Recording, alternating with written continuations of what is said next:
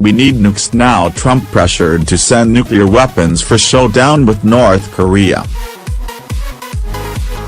North Korea: would Donald Trump deploy nuclear weapons into the Korean peninsula?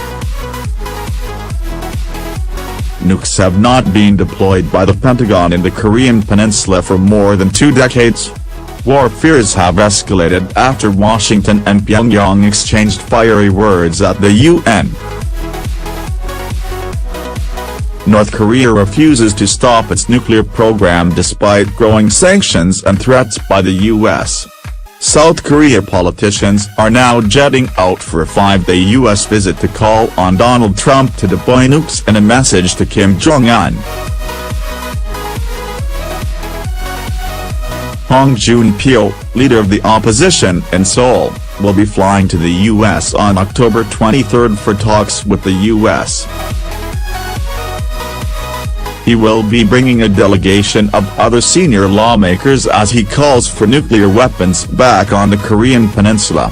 U.S. Defense Boss General James Mattis admitted Washington had considered nuclear weapons being sent to South Korea.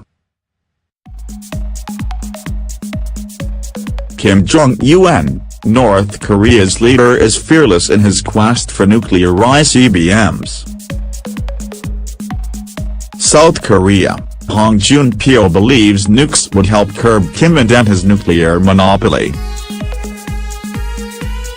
U.S. nuclear weapons have not been deployed in the region since they were pulled out in 1991. Nukes were withdrawn on orders of U.S. President George H.W. Bush at a time when North Korea denied any plans for a nuclear program. More than 2 decades later, Pyongyang is now feared to have access to miniaturized nuclear warheads and ICBMs. Mr. Hong believes Seoul needs a balance of nuclear power with Kim, who now holds a nuclear monopoly.